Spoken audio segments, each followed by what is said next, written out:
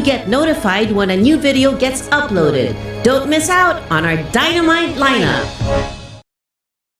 Channel 224 Sky Cable, TV Plus boxes, digital free-to-air channel 29, Facebook.com/DZRJ 810 AM, and YouTube channel RJAM News. This brings service to all educators and learners of every age. The program guests include secretaries, dignitaries, ambassadors, lawmakers, professors, volunteers, and heroes, all dedicated to contribute to this valuable advocacy. We take the streets to the classroom and the classroom to the streets.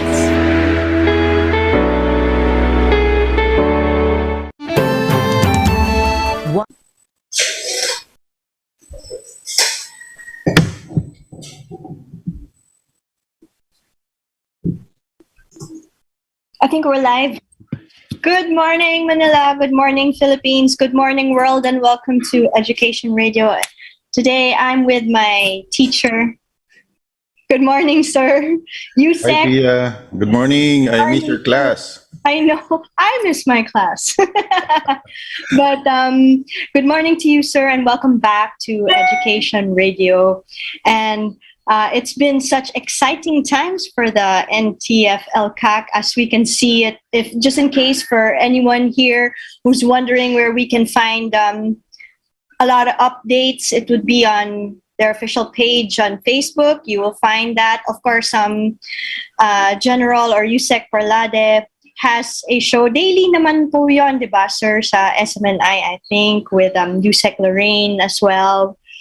And one of the interesting things that, or developments that we are seeing here is really based on the Barangay Development Plan or the programs, right? And it's really coming into fruition, as we can see, because a lot of people don't seem to understand the value of this, but you, sir, our teacher, can further explain to us more. We have to keep going back to this because, as we can see, roads are being built, right? More youth are participating in nation building through this development program. And other things that we also have to recall is that these things are investments, and people have to put their time, their effort, and analytical skills, because that's very important when it comes to nation building, into this kind of program, instead of just really making asa to the government. Kasi alam naman po natin yan, sir, yung the other parlor, di ba? Yung mga kaliwa naman po, gusto lagi free, di ba? Dapat ang nabibigay ng gobyerno laging free this, free that. What I see often on the news, it's like a big, huge impact or emphasis on free healthcare, right? Wherein it deceives the people instead of putting time and effort into something sustainable, or the saying where that goes na teach a man to fish. The expectation is always for free, and it leads to this culture of mendicancy that we just don't want to pursue. So again, good morning, sir. Your thoughts on that, and how was Germany for you, and what were your learnings there? Yeah, thank you, Pia. I don't know where to start. Yeah, there's so many things. Let's begin with Germany. Oh, Germany. Yeah, it's something to do with the initial steps that we took to address the funds that's coming in from all these organizations, non-government organizations, foundations, church-based organizations in Germany, which these funds actually are funneled through apparently legitimate organizations here in the country, but goes down to these armed groups. Which is why we wanted to make sure that the donors are aware where their money is going. So yeah, in Germany, in many parts of Europe, actually, there's a religious tax, and as soon as this money or tax is given by churchgoers to their church, they really don't care where it goes. So ang laki nun, Pia, it's around 10% or 15% in some countries. So ganun kalaki. That's how much they're getting from their church members. And when a group or an organization, for instance, in Asia, hit by a typhoon or some devastation here, man-made or not, when they receive this assistance for rehabilitation or whatever, it's so easy for these organizations to send the support kasi ano yan bukal sa kanilang loob na tumulong sa ating mga kababayan, especially many of them in Germany. Many of them are married to German, so they are actually Filipinos who are already German citizens, but still they wanted to help their folks here in back in country. So that's what we wanted to check. Are they aware where these monies are going? So far, we have on the list 18 church-based organizations and foundations in Germany who are providing many of the support, which we are able to trace goes to the CPP front organizations. So essentially, that was our mission. That's not the first of this kind here there in Germany, but we just saw Bonn in particular as the hub of all these fund generation activities. So we focus on that.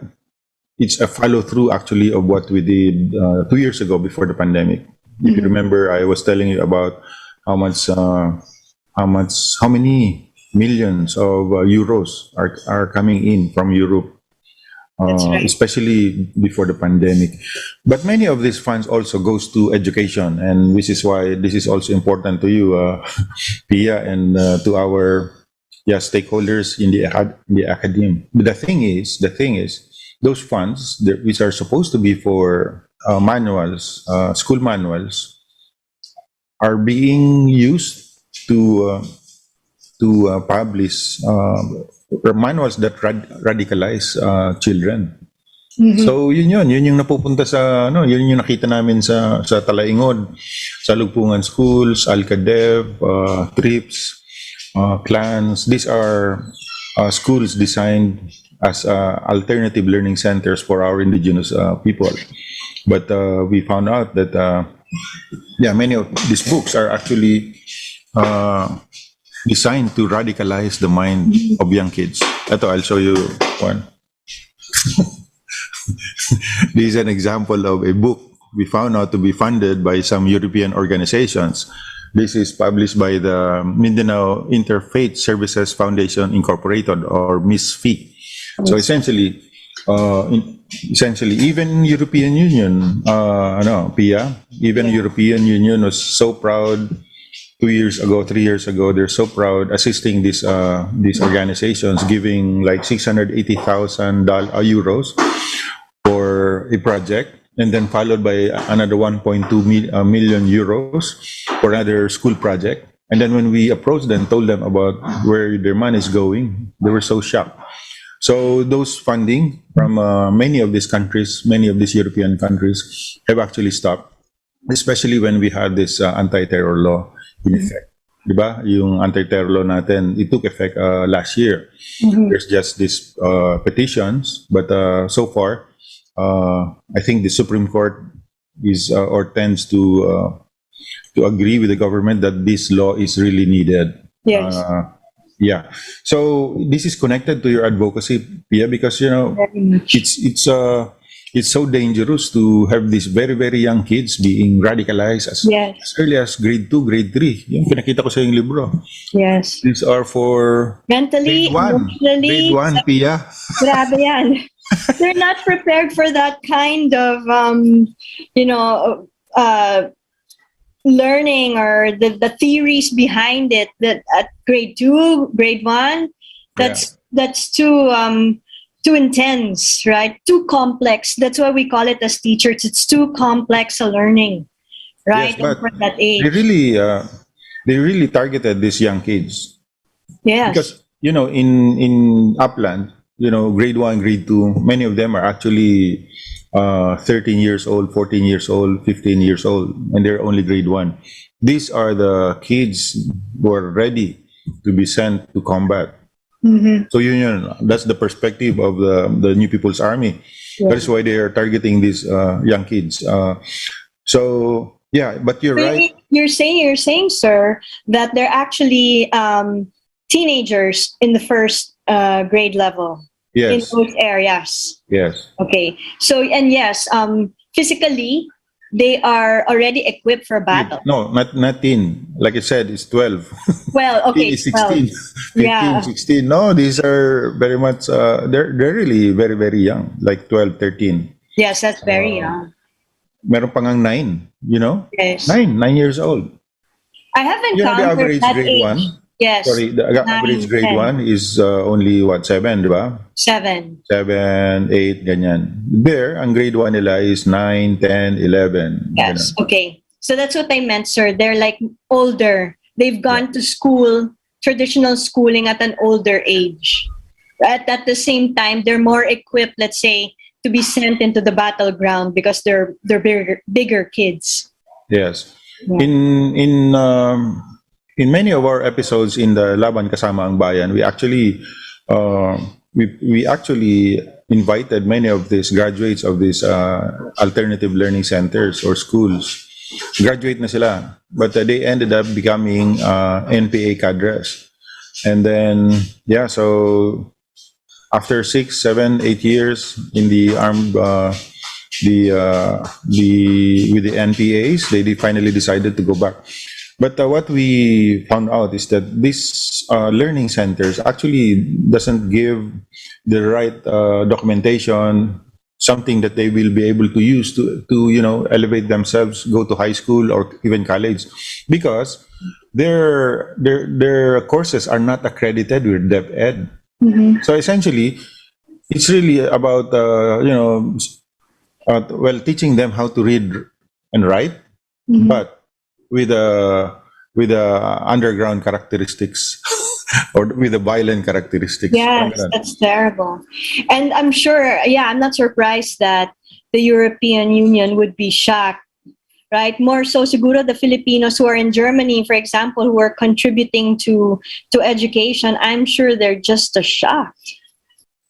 Yeah, and well, some are still insistent on providing scholarships because it's a program that's been there for like some 3, 5 years, 6 years, 7 years, and they don't want to let go of those programs because, well, they're saying it's been there's budget already. So what do we do with these funds?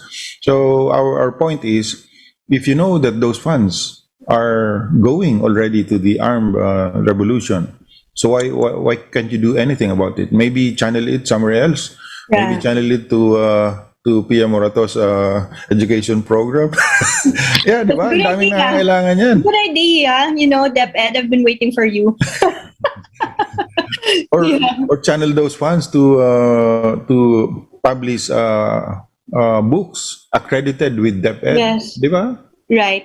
It's interesting that you say this, sir, because as far as I remember, even in my DepEd days, the alternative learning system is like a department or a bureau of its own inside or together with the Department of Education per se, right? Although it doesn't follow the traditional way, it's like informal, right? But then supposedly you graduate from this just like you graduate from a traditional means.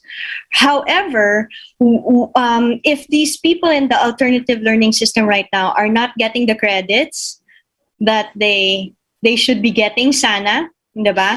Then yes, I understand how this poses to be a problem, because then they will become desperate to find Yeah. where they should fit in, right? With no credentials. And I understand the danger. I understand the danger of this situation, because then it explains why they will go back to being left or joining the CPP and PA. You know what? I think, Pia, that's really the intent. Yeah, To yeah. disappoint these That's people, these children. I didn't want to say that, but you're right. No, You're no, right. that's really what the children are saying. We're so disappointed. We thought that we were able to graduate from elementary. Back then, wala pang K to 12. And then when we went to high school, we presented our credentials. No, we cannot accept that. Wow. So they have to undergo. Well, to DepEd has been very creative. I think many of them were advised to undergo a specific process, an evaluation process, so that they will be, if not, be allowed to go straight to high school, take another year to polish their English, their Tagalog, their writing skills, or their math skills, in order for them to be ready when they take the regular high school course. Now, we're talking about the intent. Really, the intent. The intent is not for them to be able to graduate, because the objective of the creation of those schools, again, Salugpungan, Tatano, Igkanugon, learning centers, clans. It's a alternative learning center in Cotabato. TRIPS, Tribal Indigenous Peoples Program in Surigao del Sur, Alcadeb, Alternative Learning Development. Alcadeb is, I'll give you the acronyms later.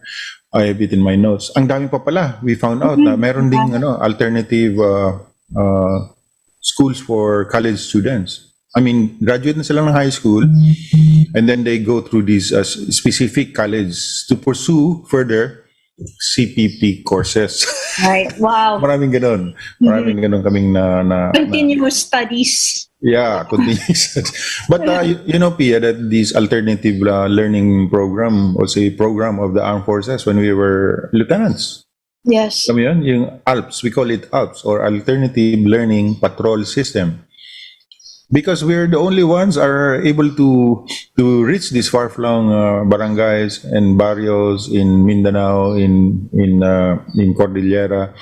Back then, the situation in the countryside is very, very dangerous. So our teachers really don't want to risk, getting kidnapped by the NPAs or, caught in the crossfire. Right. So we had so many of those platoons being deployed specifically for this purpose. Right. I, for one, I was part of a patrol system that went to the boundaries of Lanao and Cotabato, dyan sa Banisilan. Kung nakarating na kayo dyan, piso na lang, langit na. Oh, wow.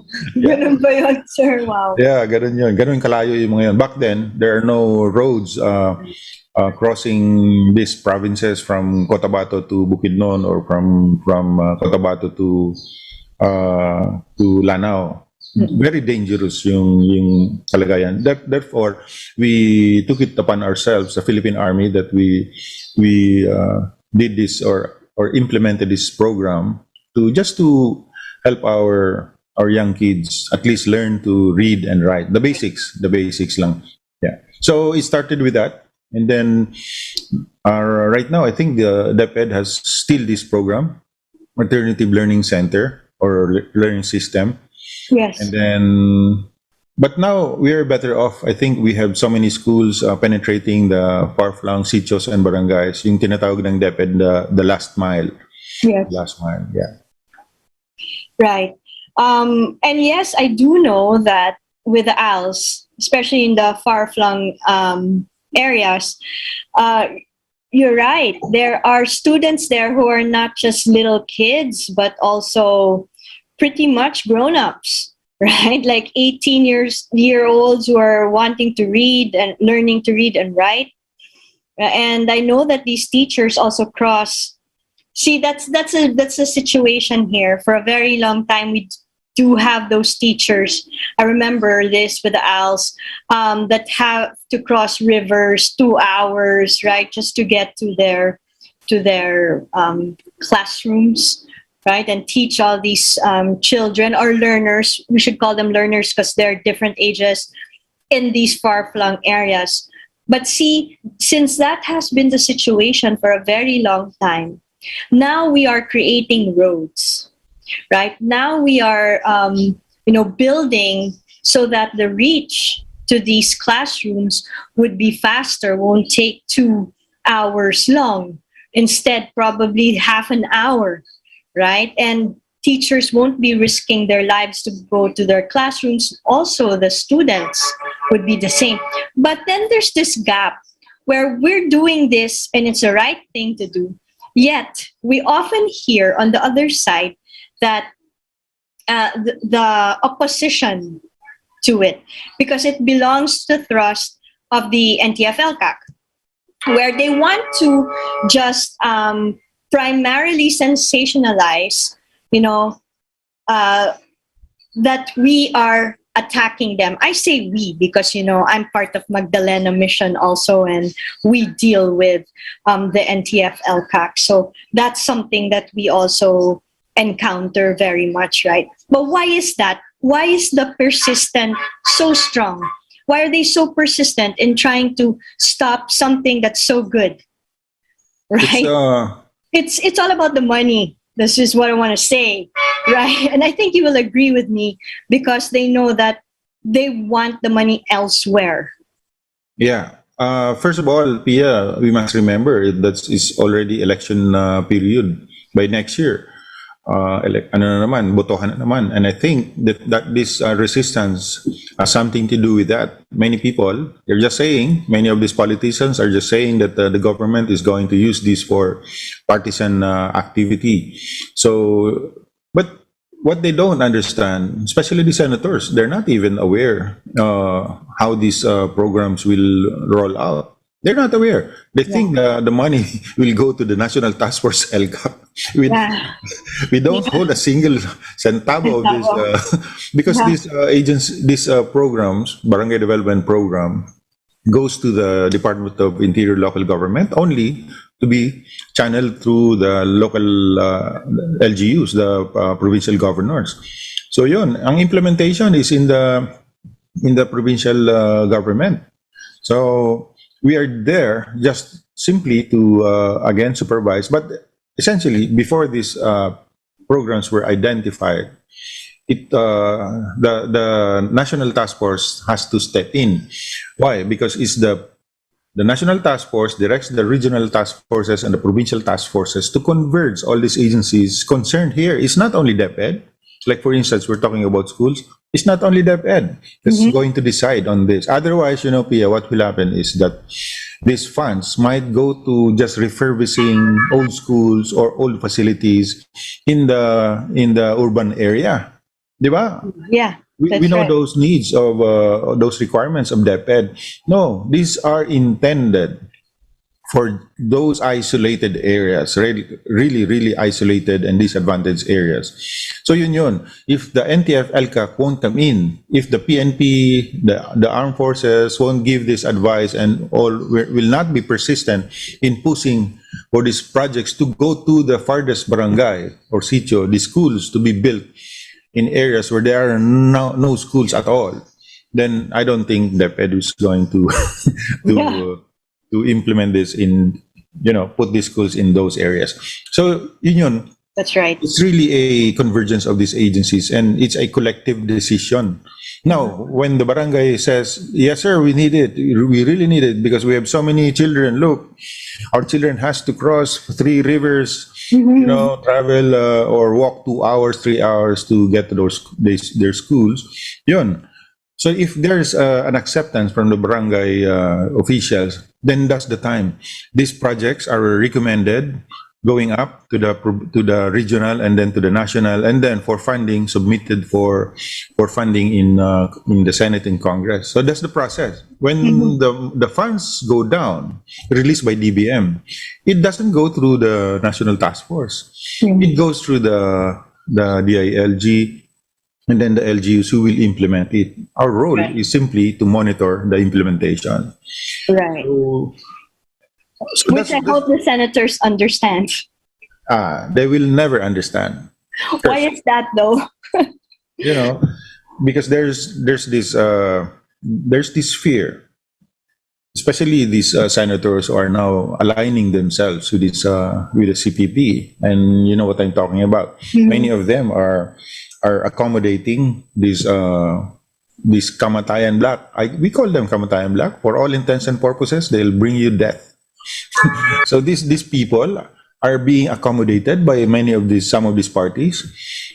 And they pretty much know that these CPP members, especially the Kamatayan Black members, will not give us peace, will not provide us good programs for our future. No, but I don't know. I think they still believe that they will get some votes from this Makabayan Yeah, I Kamatayan think Black. so. No. Yeah, because No, Pia. I tell you, the moment you accommodate these people, alam mo, mapapaso ka, aayawang ka ng mga botante mo. Why? These are the same people who are opposing this barangay development program, yung pinag-uusapan natin. that's right. For the longest time, many of these barangays have been neglected by the government. Yeah, we admit that. There's really neglect. And then suddenly, sinabi mo, okay, we'll try to bring you or construct to you a hanging bridge so that your children doesn't have to, travel 3 hours just to navigate that deep ravine. Eh, ang lapit-lapit ng eskwelahan, but they have to go, ang layo-layo ng ikutan nila. So, can you imagine, suddenly, eto na, you already told the communities, okay, next year, you're going to have a footbridge. Suddenly, inaharang nila. Kasi ayaw nila na yung community doon ayaw nila na babango ang gobyerno doon sa community. Can you imagine? Yun. Yeah, yun. Yun. I'm glad you said it because that's it. Yeah. Because I was going to ask, like, what's the threat? Why so threatened?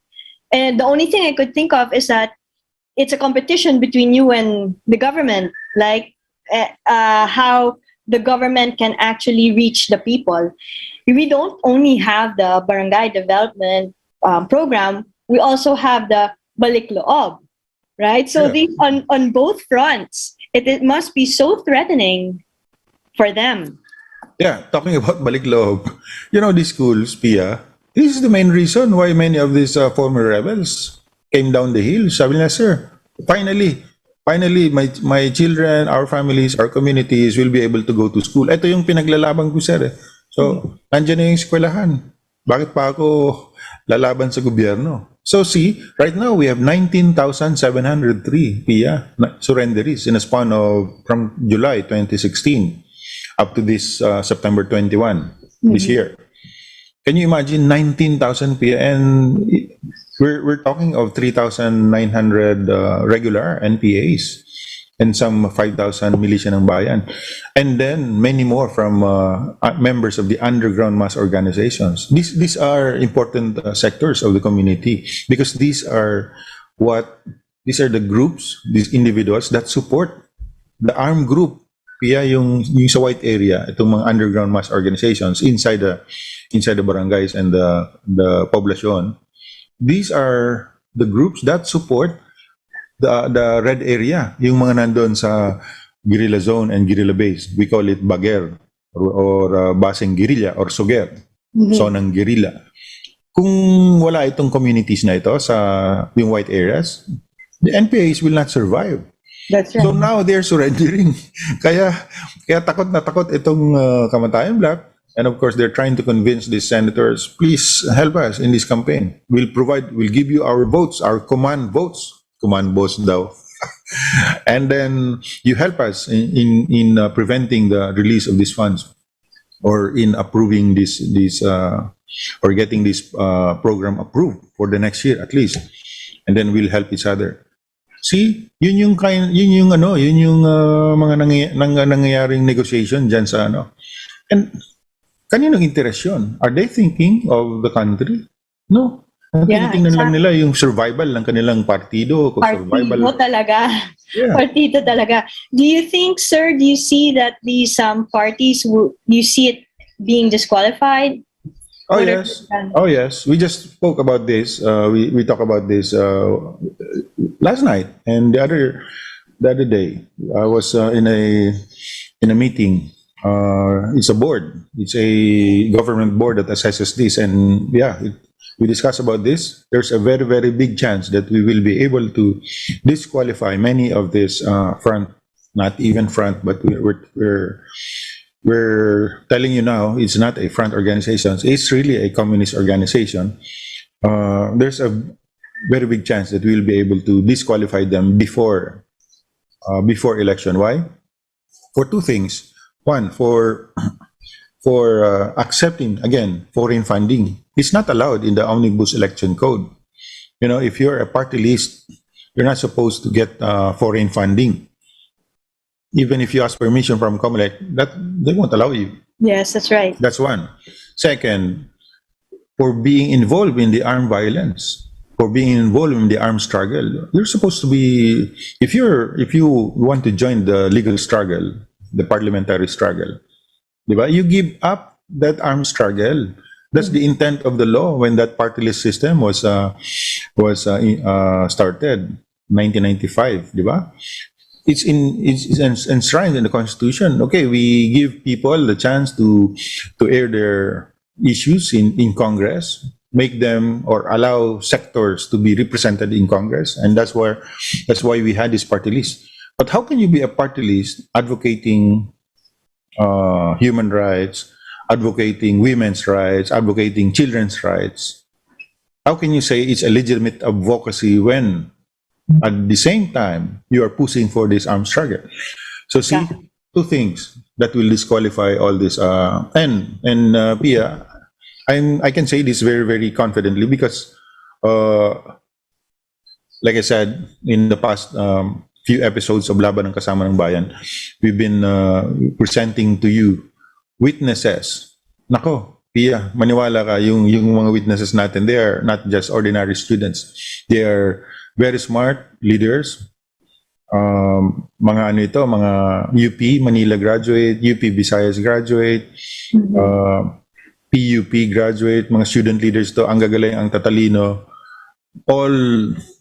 All came from the Anak Bayan, Kabataan, CAGP, LFS, all those organizations that we've been saying are part of the CPP front organizations, and then eventually ended up becoming NPAs. And these are the people who will testify that, yes, you're right, sir, Mr. Supreme Court, that, or COMELEC, that Kabataan party list, I used to be part of that. That Kabataan pushes children towards the armed rebellion. So, see, They napakadali. can identify, in other words, the legal fronts. They can identify them. All right, yeah, because they've been there. Yeah. And very recently lang silang nag-surrender. And why did they surrender? Yeah, it's because of the Barangay Development Program. There you have it. They see it. Yeah. They actually feel it in their communities, right? In fact, one of them from PUP ito, a student leader from PUP.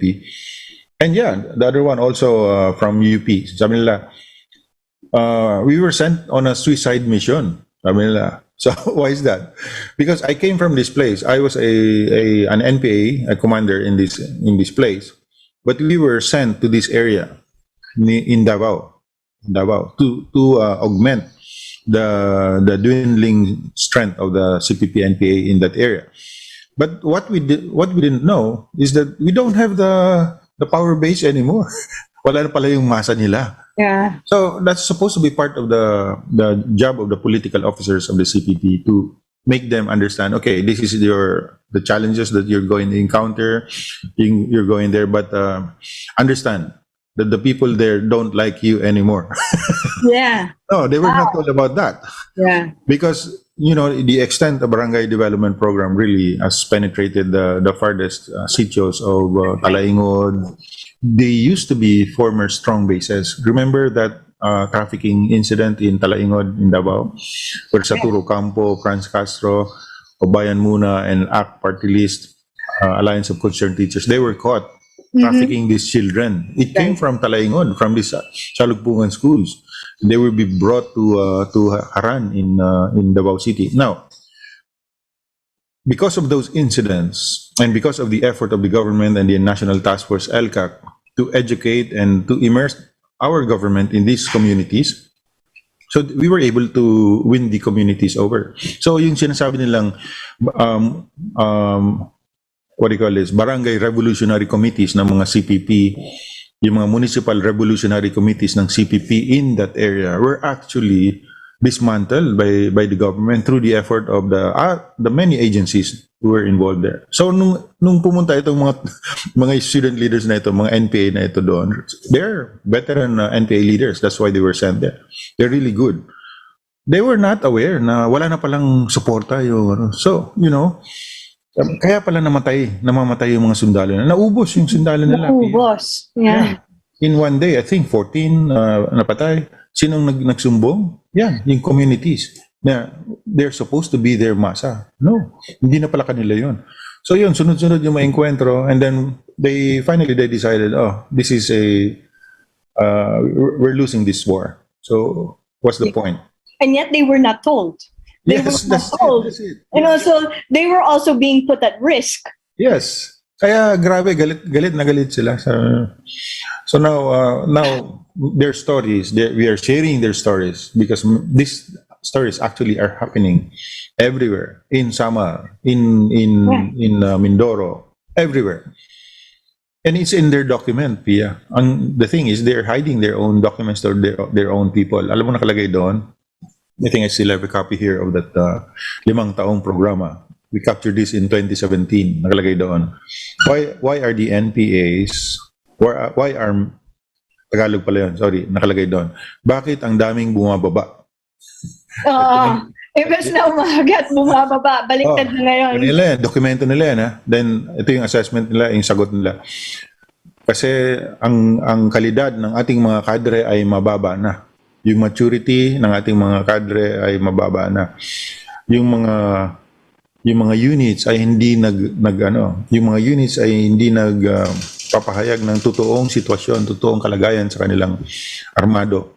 And the commanders are reporting bloated numbers of their platoon, like they're reporting a full complement. Pag sinabing platoon during our times, mga 23 and 25 to 30. Ito, yung mga platoon na rin-report nila, 6, 7, 8. How can that be a platoon? Ikaw, reservist ka, Pia, you know that. It's just a squad. Yeah. Pero nire-report nila platoon. Nakalagay yan doon sa report nila. Wow. Even that alone, their own reports. They deceive. Yeah. So, ako sa kanila rin, sa loob.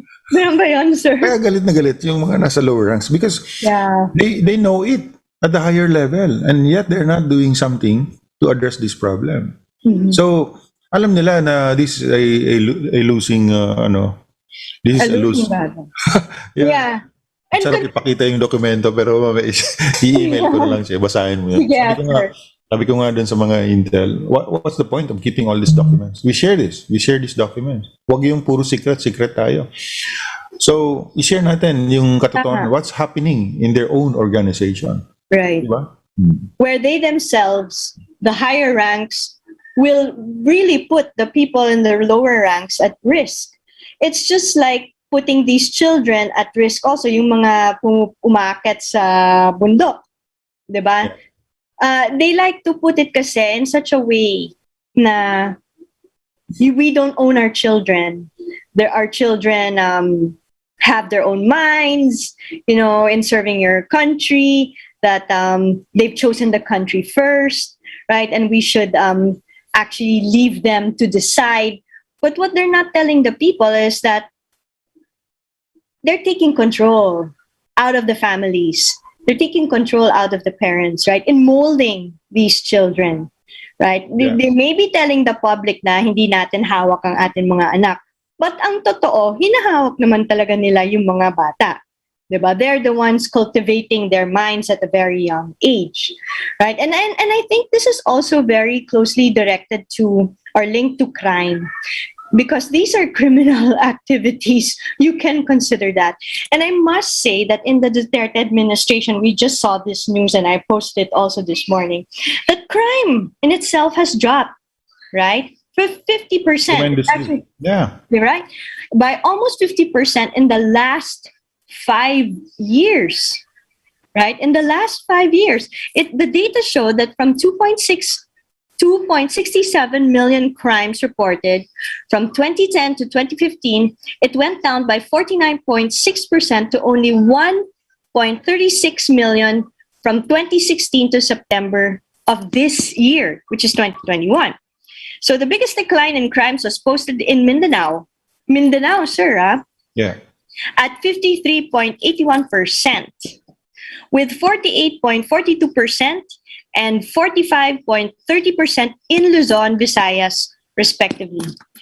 That's a big number, and numbers says it all. I'm a numbers girl. So for me, I'm sure you are too, sir, much more than I am. But when you see numbers like that, it's very, very significant. Exponential yung downtrend ng crimes. And which brings me to this issue that they're accusing the Duterte government of being an authoritarian. It's There law you have enforcement. it. Yeah. The The irony of it all, right? if you're strictly enforcing the laws, so now you have all these indicators, all Yeah. these statistics. Are you supposed to be? Well, will you be considered in an authoritarian government? Di ba? Siguro mali yun eh. So, nasaan kaya yung anong perspective nila for this? One. Wala nga silang perspective, sir, sa reporting nila kung bakit bumababa. Exactly. Ano pa kaya? Exactly. Alam mo, yung 5 taong programa, it used to be a 3-year program. 2015 up to 2017. But because they failed in the program, they extended it to a 5-year program. Kaya yung program na yon is supposed to end this 2021. Now, 21, I don't know what's happening with them right now. Maybe in their assessment, again, we failed again. So this is what we do. We adjust. They're still very, very persistent. And you know why? Because they're thinking that, it's almost election time, and maybe we can have a president who will be more accommodating to us. We just go back to these peace talks again, and then there you go. We can slowly again push for this armed struggle while doing these peace talks with a new administration. In case their bets will win. So it's really important that we educate our people and our politicians, make them understand what kind of monsters they're dealing with. Right. They're really monsters, Pia. I think yes, definitely. In other countries wouldn't put up with this. Why are we? Well, right, sir? I have an explanation there. In fact, for the longest time, we failed to understand this because of that revolutionary dual tactics. Okay, that deception has been very, very effective. Yung formula ni Joma Season is very effective to the point that he is recognized as a legitimate political asylum. There's a term that they use, but essentially, he's being treated as a freedom fighter. He's fighting for the rights of Filipinos. He's fighting for the rights of these marginalized sectors. Uncomfortably in another country. Yes, but what they don't understand is that at the same time, while he is advocating for the rights of human rights, and when he fought the Marcoses, the martial rule, at the same time he is supporting an underground armed group, the New People's Army. So we were able to expose this, especially to the UN, giving them all this documentation, all these reports and videos even. So now they doubt the credibility. They're starting. Maybe that's not the term, because I think 2 years ago they already started to doubt the credibility of Osemere Season with all these reports on Jomas and yeah, his direct orders for his New People's Army to attack and attack. It's all on record. So when these reports reach United Nations, for instance, so what is this guy giving orders when he's supposed to be a consultant, apparently a consultant of the National Democratic Front? So again, that's the duplicity of Joma Season. Pero now, hindi na, Joma. In fact, the courts have issued a warrant of arrest for Joma Season for his role in Inupacan Leyte, for his role in many of these killings in Mindanao and Negros. So now it's very clear that Joma Season had a hand in this genocide. I think 6,700 even. Oh, yes. That's, yeah. Ganun kalaki ang pinatay nila among their ranks, ha? Right. Imagine. Yeah. What do we expect, like, from this? Like, what are we, hoping for from this? Now that there's a warrant, what are we to expect next? Yeah, good question. That's why it's important. It's important that people understand the context of all this. There's this non-refoulement. Again, I think I told you that. Yeah. There's this non-refoulement clause in the United Nations wherein a political prisoner may not be extradited to his country if there's still danger of state persecution. So yun yung narrative nila. Human rights, daming human rights abuses sa Pilipinas. We have a tyrant president. Yan, authoritarian. Pag inuwi yan si Joma, papatayin yan doon. That's the narrative. Right. So they have to supplement this narrative with fake and manufactured statistics, like the 27,000 killed in the drug war. Kita mo yan, yung... Yeah. Remember that? See, that's why they're so active again right now, right? Yes. So yun yung they have to reinforce that perception that it is still very dangerous here in Philippines. Yung Nobel Peace Prize ni Reza, that's part of it. Yeah. It's part of the machinations, Yes. right?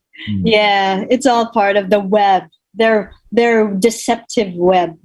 But we all know who Maria Ressa is and what she's also infamous for. Yeah. So it's just a matter of time. So this is it's really important that we understand ang yung mga mga estudyante mo.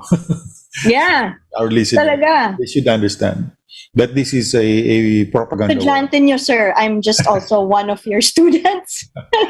Propaganda war ito eh. Talaga. Yeah. So if we don't come out there, if the government doesn't speak, if our stakeholders doesn't talk about how they were manipulated by these communists in school, in their place of work, then it would be very, very difficult to counter that propaganda which they've been doing for the last 52 years. Tahimik tayo, yeah, and it's only now that they are being hurt because we address this. Ano yan eh, Pareto principle yan, Pia. This is the most important aspect of this insurgency war, yung propaganda. And what we're doing now is really helping in educate our stakeholders on how this Communist Party strategy works, this revolutionary dual tactics work. Well, we talk about, you and I, like the white areas, the red areas. We understand like how the interplay, the danger between the two, but how, let's say, in just the level of learners in schools, learners in the Mindanao region are affected so differently, right? You've shown us the books and how, even the donors are so shocked that this is being taught. But then these learners, to a certain extent, they've been chosen, right? They've been the target. Then when it comes to the white areas, it's a different story where the learners have, to a certain extent, it's also blinded, but differently, right? But I think for both, they don't know. And because we've rocked the boat. If we didn't rock the boat for them, right, they wouldn't have been able to open up their eyes and see, oh, okay, so this is what's hitting us here in the white area, where we are actually being bombarded with information digitally. For me, it's digitally in white areas. Then in the red areas, you have these doctrines, these books that are new to them, right? And it's like a baptism of fire for them at the same time. What should we do? Yeah, I'll just explain a bit about the white area and the red area and how they do it differently in the white area. Okay, so red area, we're talking about those books to radicalize children. They needed actual books, and okay, so walang masyadong wifi doon. Wala masyadong. Wala talaga. Yeah. It's like coming from the cold talaga. Yes, but here in the white area, sa baba, they have access to technology, diba? Social media, and many of these white areas have schools. So merong DepEd schools dyan. Okay, so they avail of these DepEd schools. But saan yung technique sa library? These books are provided in the library, but they are inserted among the what do you call this? The legitimate and authorized books inside the library. Singit-singit ito PIA pamphlets. They call it PADEPA. Para lang Demokratiko Pilipino. So, yung PADEPA na yan, it's an informal school for this youth sector, student sector in the white area. So if you go to the library, for instance, history, okay, you get a history book. But inside those history books are pamphlets about the communist part of the Philippines. Yeah. Ano nun? Doon yun, nakasingit-singit yun. And then yung mga libro ni Jose Marie Sison, Philippine Revolution, ang dami pang mga libro dyan. Many of them are hidden in some unique titles na akala mo hindi talaga pang revolution. But actually, akala mo pang pang kusina lang yung libro, no? Ang loob nun, iba pala yung ang daming ganoon, Pia. So, what I'm saying is, dito sa white area, they do it differently because they know that the white areas are more accessible to state forces, to security sectors, to DepEd, to all these agencies that's now working together to address this problem sa white area. But it's a very, very important segment in the white area. Like I said kanina, if you are able to address these cells in the white areas, then those in the red will not have the sufficient support and requirements that they need. Wala silang transportation, wala silang food, wala silang pera. Kasi siyempre yung bangko dito sa white area. That's the reason why it's important to address yan, mga Gabriela na yan, Pamalakaya, yung karapatan na yan, because they are all based in the white areas and they are the ones who provide the necessary support to beleaguered armed groups. Okay, so yun. So how is this radicalization happening in the white area? So yun, through social media. Yeah. So now wala nang masyadong face-to-face, through online and webinars. Okay, and of course, again, through these libraries. And that's the reason why many of these state universities, for instance, Aklan State University, Cordillera, Kalinga, many of these universities are now initiating for the pull out of these of these books that radicalizes children. Many of them are National Democratic Front books. And sabi ko nga, many of these pamphlets are actually inserted in history books, in Araling Panlipunan books. Doon yun, nakatago yan doon. Totoo yan. And you just have to, if you're a school administrator or a library official, you just have to really do your part. Don't assume that you're not you were not penetrated by this system. Yeah, because that's what I was going to say. Yes. Shouldn't we be training the librarians? Shouldn't we be training the people that are in charge of these places also so that they can identify, help us? Mhm. It's easy. You just go to the most or frequently borrowed books. You just go there. And then makikita mo yan kung anong klaseng libro. And then when you check those books, nandun nakasingit yung mga pamphlets nila. That's how they do it, Pia. So, common sense, di ba? If you're a librarian, common sense lang yan. If you really want to contribute in this campaign, to read this, to stop the recruitment of our children, just do your part. Check Yeah. your bookshelves. And you know what, sir? Maybe we can also deputize them, right? Oh, yes. I think we can deputize them, right? And so that they can be, they can feel that sense of pride that they're part of this mission as well. We're doing that, Pia. Yeah. Okay. We're not actually deputizing individuals, but we're engaging many of the school administrators to do their part. Now there's an acknowledgement. Remember the outrage when I announced the 18 schools Mm-hmm. infiltrated by now they're an acknowledgement. There's an acknowledgement there's a problem there because many of this their graduates are actually ending up getting killed in many of these encounters. So totoo yung sinasabi natin. So 34 na yung eskwelahan na yun.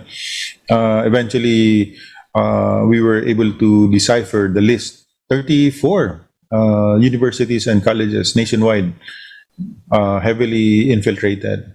We're not saying they're haven of recruitment, but they've been targeted because that's where the bright students, the smart people, potential CPP cadres are going. So yeah, I think there's an awareness, national awareness already. So hindi na mahirap Pia yung trabaho natin sa ngayon. Yes. Okay, so we have 5 minutes left. So your final words. Yeah, it's this semestral break, I think, of many schools. We just have to watch out for these kids. Where are they going? What kind of literature are they reading? What kind of websites they're going? Because the Communist Party, they're so good in, they're so creative in coming up with a way to get in touch with these young students, the millennials and the Generation C. Even high school students, Pia, are not safe in their manipulation. So we just have to be watchful with our kids. From time to time, of course, we have to check what kind of educational materials they're reading, especially at this time of pandemic and this SEM break. Right. So they're busy. They're busy trying to see how they can keep our children busier. yes, yeah. So thank you again, Pia, for having me in your. Thank you your again, class. sir, for being in our show. We really do learn a lot from you, and I'm so happy to say that a lot of people, you're right, more and more people are joining us in this fight because we know that it's not yet finished, but then we are winning this. And I'm so happy to have everyone on, all these people that are joining us now on board. Thank you so much, sir, for your guidance as well. Until the next time I see you. Thank you, Pia. Have a good Saturday, sir. Thank you so much.